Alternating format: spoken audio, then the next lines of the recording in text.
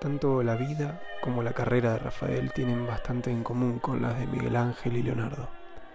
Rafael fue pintor, dibujante y también arquitecto. Y trabajó para príncipes y papas como ellos. Fue muy reconocido. Era más joven, de modo que Leonardo y Miguel Ángel influyeron sobre su obra. Su producción de pintura fue mayor que la de sus colegas y formó un gran taller. Algunos de los ayudantes, sobre todo Giulio Romano, llegaron a ser grandes artistas también. Este cuadro de la Virgen y el Niño es de 1505, cuando Rafael tenía apenas 22 años. Acababa de llegar de Florencia después de formarse en Perugia, con un importante pintor de la zona llamado Perugino. Los rasgos delicados de María y de Jesús son típicos de la pintura de este artista. En este cuadro se nota la influencia de Leonardo y de Miguel Ángel, cuyo arte conoció al llegar a Florencia. A pesar de la delicadeza de los rasgos, las dos figuras son físicamente poderosas, imponentes, monumentales. Las figuras forman un grupo muy compacto, formando entre sí un triángulo o una pirámide. Rafael aprendió esta disposición de las figuras de Leonardo. Esta forma de componer transmite la sensación de solidez, de estabilidad. El hecho de que esto sea valorado tiene que ver con el optimismo de la época. El uso de la luz para suavizar los contornos que vemos en el cuadro también viene de Leonardo. Estos rasgos delatan la influencia de otros artistas. Veamos qué rasgos son particulares de él. Uno de ellos es la sensación de naturalidad que transmite la escena. Las figuras parecen tranquilas, casi melancólicas. Sus rasgos están muy idealizados. Rafael escribió que para pintar una mujer hermosa usaba una idea de mujer que le llegaba a la mente. Una idea que es lo que intentaba pintar. Pensemos en palabras que puedan describir esa idea de Rafael. El mundo ideal que vemos en sus cuadros, a mí me vienen a la mente palabras como delicadeza, elegancia, calma, caricia, silencios, cuidado. Giorgio Vasari, un pintor renacentista conocido sobre todo por ser el escritor más importante de la época sobre pintura, hablaba de la cálida sencillez de las figuras de Rafael. Otra característica importante de esta obra es el equilibrio de la composición, que es muy típico del artista. Miremos la forma en que la disposición en ángulo de una cabeza se equilibra con la otra cabeza. La diferente altura de las dos cabezas se compensa con las diferentes alturas de los elementos del paisaje que se ven a ambos lados. Todo el cuadro está calculado con muchísimo cuidado y sin embargo parece completamente natural, real. Pero es un realismo que pertenece a otro mundo, a un mundo superior al nuestro.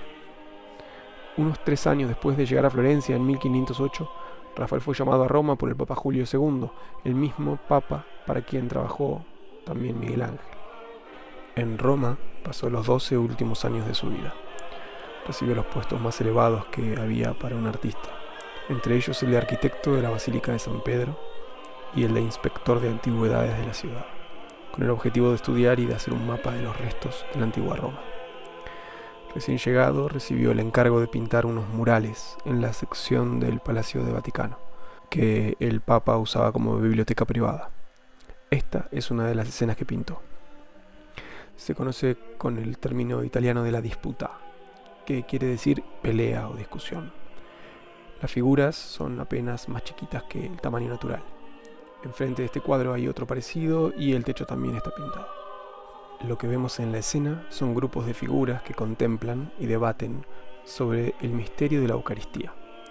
Este era un asunto de gran importancia para la Iglesia de Roma, que afirmaba que Cristo está milagrosamente presente en la Eucaristía en el momento de su consagración.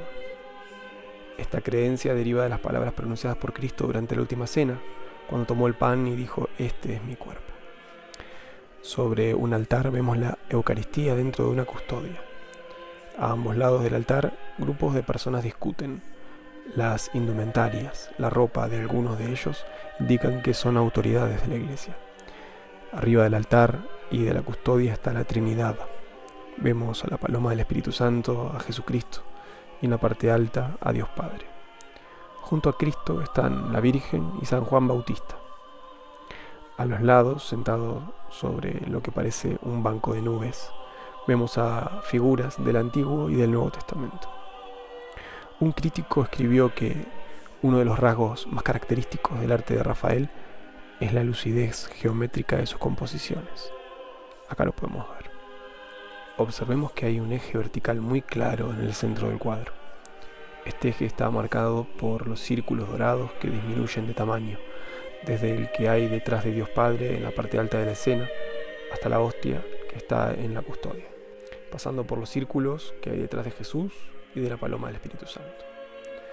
Además de contribuir al orden geométrico de la escena, este eje también guarda relación con el tema del cuadro. El movimiento descendente que marca los tamaños de los círculos y que subraya el vuelo de la paloma nos transmite la idea de que el mensaje de Dios es transmitido a la tierra. Los dos semicírculos que forman las figuras de la escena remarcan aún más la geometría del cuadro. Las líneas blancas del pavimento en la parte inferior convergen, nos guían la vista en dirección a la custodia. Esto nos recuerda al uso de la perspectiva lineal de artistas anteriores. Vimos algo similar en la Anunciación de Botticelli. Las figuras muestran actitudes muy variadas. No puedo no comentar la que parece asomarse por encima de una puerta a la derecha. Esa puerta realmente existe. Rafael pintó la figura para disimularla. Se conocen unos 40 dibujos de Rafael hechos en preparación para este gran fresco, y debió hacer muchísimos más. Este que vemos muestra unas figuras que finalmente el pintor no incorporó a la escena tal y como la vemos. El método más habitual en esta época para pintar consistía en hacer pequeños dibujos a modo de estudio de todo lo que se iba a incluir en el cuadro. Cuando el pintor había dibujado y resuelto todo lo necesario, hacía otros dibujos del tamaño que iban a traer las figuras y otros elementos en el cuadro. Estos dibujos se usaban para transferir la composición al muro, calcándolos o con algún otro método. En este dibujo vemos una de las cualidades más admiradas de Rafael, su calidad como dibujante. En esa época se dibujaba con plumas de ave. La tinta se volvió como amarronada por el paso del tiempo. Originalmente su color se acercaría más al negro.